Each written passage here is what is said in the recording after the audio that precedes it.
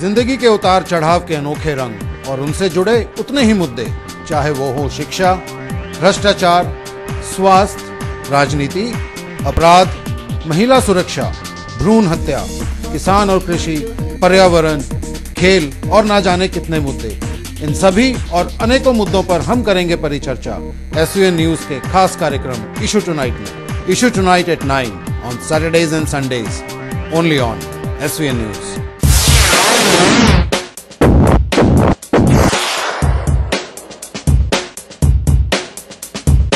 India, no country for rape victims.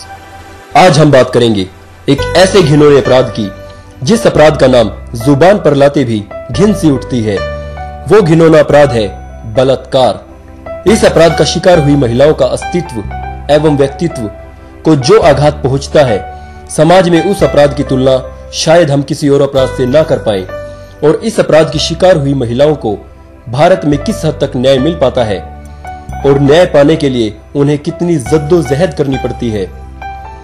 देश में दिन ब दिन बलात्कार की वारदात बढ़ती जा रही है। कुछ आंकड़ों के अनुसार देश में 25,000 से भी ज्यादा बलात्कार होते हैं। क्यों ये घिनौना अपराध हमारे देश में इतना बढ़ता जा रहा है? क्यों इस अपराध से पीड़ित महिलाओं को इतनी समस्याओं का सामना करना पड़ता है? क्या है इनमें हमारी पुलिस प्रशासन की कमियां? क्या है हमारे कानून की कमियां? क्या है हमारे समाज की त्रुटियां? और कैसे इन परिस्थितियों में सुधार लाकर हम इस घिनौने अपराध पर लगा सकते हैं अंकुश? तो आज यही है हमारी चर्चा का विषय। Welcome to yet another debate on Issue Tonight. Now we've had so many debates and discussions on issues relating to women in general and in India in particular. But there is this one issue which is of great importance and a lot of relevance which we are going to take up tonight, and that is rape. The word itself sounds very heinous, and so is the crime associated with it. There cannot be any crime worse than this for any woman, because it not only shatters her very soul and dignity but also destroys her very existential being. And mind you, this is only the beginning of her nightmares.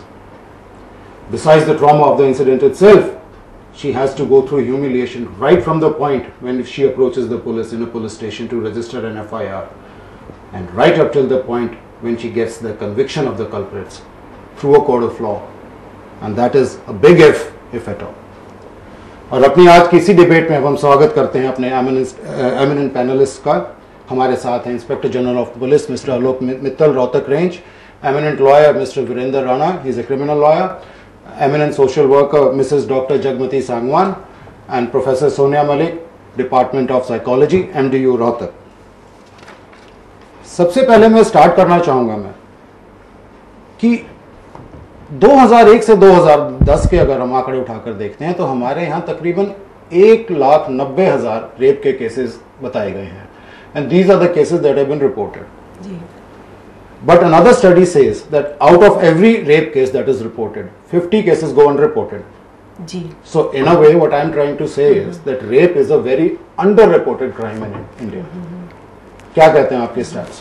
हाँ, बिल्कुल सही कहा आपने। और शुरू में भी जब आप प्रेजेंट कर रहे थे पूरा इशू को, तब मुझे लग रहा था कि असल में जो समस्या जो है वो वहीं पे शुरू हो जाती है जब ये रेप की, बलात्कार की घटनाएं जो घटती हैं।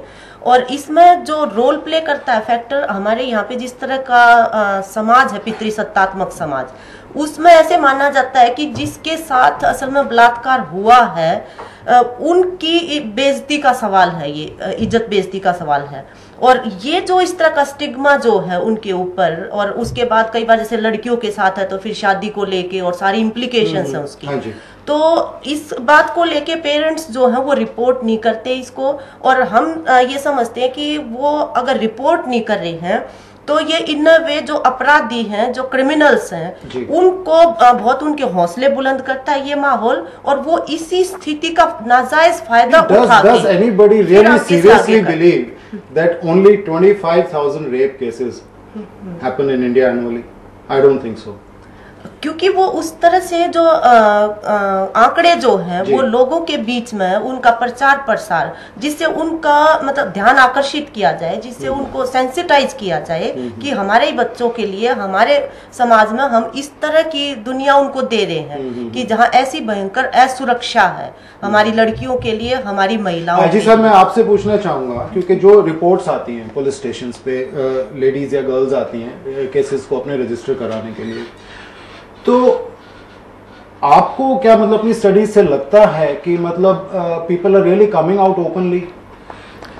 पिछले अगर कुछ समय से देखें तो ये तो मैं जरूर कहूंगा कि सुधार हुआ है। अब लोगों में ज्यादा कॉन्फिडेंस है कि वो जाके अपनी कंप्लेंट देंगे तो उस पर पुलिस कार्रवाई करेगी, लेकिन इस तरीके का बहुत हार्ड डेटा अवेलेबल नहीं है। जैसा आपने बताया कि अगर एक केस रजिस्टर होता है तो 50 रजिस्टर नहीं होते।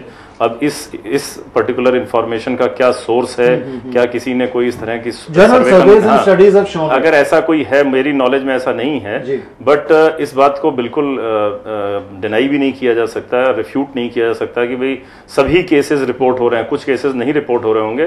Large number of people are not coming forward. देखो ना, इसका ऐसा कहना मुश्किल है मेरे हिसाब से। जब तक हमारे पास हार्ड डेटा ना हो तब तक ये परसेप्शन बेस्ड बात है।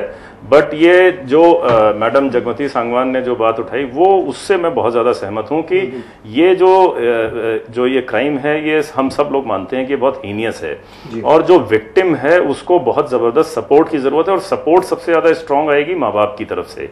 माँ बाप को इस बारे में स्टैंड लेना चाहिए। लड़की के या जो महिला है उसको पूरा कॉन्फिडेंस होना चाहिए कि अगर वो ये बात अपने परिवार वालों को, अपने हस्बैंड को, अपने पेरेंट्स को या अपने इन-लॉज को बताएगी तो वो लोग उसको सपोर्ट करेंगे। अभी उसको इस बात का कॉन्फिडेंस ही नहीं है। उसको लगता है कि जैसे ही मैं ये बात बताऊंगी तो सबसे पहले तो मेरे ही ऊपर शक किया जाएगा या मेरे ऊपर ही क्वेश्चन मार्क उठाए जाएंगे, बहुत बड़ा स्टिग्मा मेरे साथ अटैच हो जाएगा, जिससे कि मुझे और आगे दिक्कत होगी।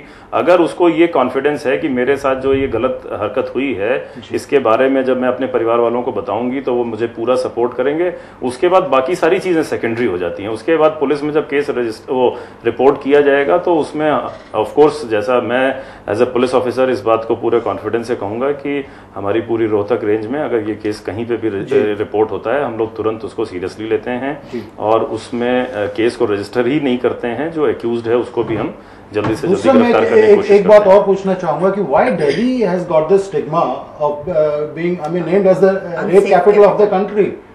I mean, in 2010 itself, there were around 414, and these are the cases that I'm talking about which have been reported. Only the reported cases. And out of the 35 major cities studied in India, Delhi is topping them all. जी, असल में जो महानगर जो है, महानगर की जो आबादियां हैं, बहुत नए नए लोग आस पड़ोस में इधर उधर वहाँ पे विस्थापन ये सब चलता रहता है। people moving into Bombay every month than they do in Delhi. Then why is Delhi so notorious for these cases? ये एक फैक्टर है कि जहाँ पे आपकी उतनी क्लोज जान पहचान नहीं होती तो महिलाओं की, लड़कियों की, जो भी कमजोर सेक्शन है, मतलब उनकी वल्नरेबिलिटी उस स्थिति में बढ़ती है। परंतु इसके साथ आपने जो फरमाया कि बॉम्बे जो है वो भी महानगर है, तो एक संस्कृति जो होती है, कल्चर पूरा जो सिविक सोसाइटी का जो है, दिल्ली इज मोर कॉस्मोपॉलिटन। हाँ, वो हमें क्रिएट करना पड़ेगा कि हमारी जो कैपिटल है, अगर वो इतना अनसेफ है महिलाओं के लिए, जहाँ पे उनको योगदान देना है विकास के हर प्रोजेक्ट के अंदर, तो ये बहुत चिंता का और कंसर्न। साइकिक पार्ट पे आता हूँ यहाँ पे, what kind of people are those जो मतलब इस तरह के क्राइम में लिप्त पाए जाते हैं? क्या उनका सोनिया मैम, मैं आपके पास आना चाहूंगा, क्योंकि हम स्टडीज ये कहती हैं कि around 50% of the people are usually known to the rape victim, be it their neighbours, friends, I mean और रिलेटिव्स इवन। पंकज जी, एक तो क्रिमिनल टाइप के होते हैं रेपिस्ट, हाँ जी, ठीक है। एक में कैटेगरी हम रखते हैं जो उनको who are in this psychiatric problem, कोई ना कोई इस तरह का मानसिक जो उनकी ग्रंथि है, विकार है, कहीं ना कहीं उनकी पर्सनल इनएडिक्वेसीज हैं, जो अपनी कमी है उसको कहीं ना कहीं वो इस तरह से। और जैसे अभी आप महानगर की बात कर रहे थे, specially Delhi is not safe for women, अक्सर आए दिन हम अखबारों में ये सुर्खी पढ़ते हैं।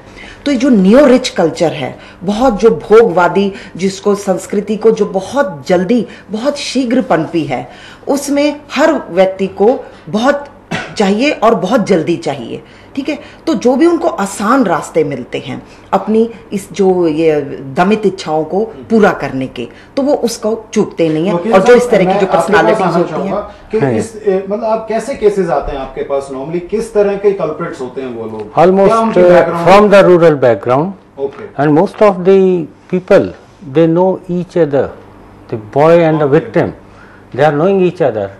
They don't know about the law. If a girl goes with a boy, they accept that she is willing. They know that this is against her will or wish. अच्छा, एक और बड़ी इंपॉर्टेंट मुद्दे पे मैं आना चाहूंगा, और सर कुछ ये बातें ऐसी हैं जो खास तौर पे पुलिस डिपार्टमेंट से संबंधित हैं. Any victim when she approaches a police station, I mean the first point of contact is the SHO, the station house officer, or his deputies manning that police station or the police post. लेकिन are these people professionally trained? Are they sensitized? Are they efficient enough? Because somewhere or the other down the line देखा यह जाता है there is a lack of faith between the victim and the police. True. तो ये कहाँ तक सच है sir? कुछ हद तक ये बात सही है कि जो रेप विक्टिम को जो पुलिस ऑफिसर्स डील कर रहे हैं, हाँ जी, इस बारे में इनफैक्ट कोई डिस्प्यूट ही नहीं है कि जो लोग रेप विक्टिम को डील कर रहे हैं they should be trained, because they are not dealing with a normal victim. उसको साइकोलॉजिकल लेवल पे बहुत अच्छी तरीके से ट्रीट करने की विद लॉट ऑफ सेंसिटिविटी जरूरत है जी. और वो चीज हो रही है, लोगों को ट्रेन किया जा रहा है पुलिस ऑफिसर्स को. साथ ही साथ वर्ल्ड ओवर इस बात को रियलाइज किया गया है कि अगर फीमेल विक्टिम थाने में आ रही है और फीमेल पुलिस ऑफिसर वहां अवेलेबल है तो she would feel more confident, she would feel better giving details of the incident. But sir, usually it has been found कि most of the rape cases are being invested by the investigated by male police officers. नहीं, लेकिन मैं वही बता रहा हूँ कि अगर हम लोगों के यहाँ केसेस में मेल केस को इन्वेस्टिगेट भी कर रहा है, लेकिन क्योंकि पिछले 5-7 सालों में फीमेल पुलिस ऑफिसर्स का रिक्रूटमेंट काफ़ी हुआ है, तो एटलीस्ट ये है कि विक्टिम को जब हम मेडिकल कराने के लिए ले जाते हैं या बाकी जो बेसिक कार्रवाई जब होती है केस दर्ज होते समय, उस समय फीमेल ऑफिसर्स को हम लोग एसोसिएट कर रहे हैं. फीमेल इन्वेस्टिगेटिंग ऑफिसर्स हमारे पास बहुत ज़्यादा अभी भी नहीं है, इसलिए ये बात सही है कि अधिकांश केसेस का इन्वेस्टिगेशन मेल पुलिस ऑफिसर कर रहे हैं, but female police officers rape cases के साथ एसोसिएट जरूर हो रही हैं जी. लेकिन कहीं ना कहीं एक चीज मैं कहना चाहूंगी, जैसे हम महिला संगठन में काम करते हैं जी, और पिछले दिनों हमने जो स्कूलों में बच्चियों के साथ अध्यापकों के द्वारा ये घटनाएं जो आई थी जी, उन हस्तक्षेप किया, और हमने ये महसूस किया कि जहाँ पे जो एक एज ग्रुप जो है एडोलेसेंट एज तक, वहाँ मतलब ये तो बहुत अच्छा आईजी साहब ने बताया कि महिला पुलिसकर्मी जो है उनको साथ उनके जोड़ा जाता है ताकि उनको थोड़ा सा मतलब वातावरण ऐसा मिले. उसके साथ हमें ये भी लगा कि जो सामाजिक संगठन है, जहाँ पे भी कोई एनजीओज हैं, सामाजिक संगठन है, उनको भी जरूर उन केसेस में साथ लिया जाना चाहिए, क्योंकि उन लड़कियों का हमने ये देखा कि जब वो इन्वेस्टिगेशन के पूरे प्रोसेस से गुजर रही थी, ज्यादातर को लूज मोशंस उन दिनों में, और हमें मुश्किल हो रहा था कि किस तरह से हैंडल करें इन बच्चियों को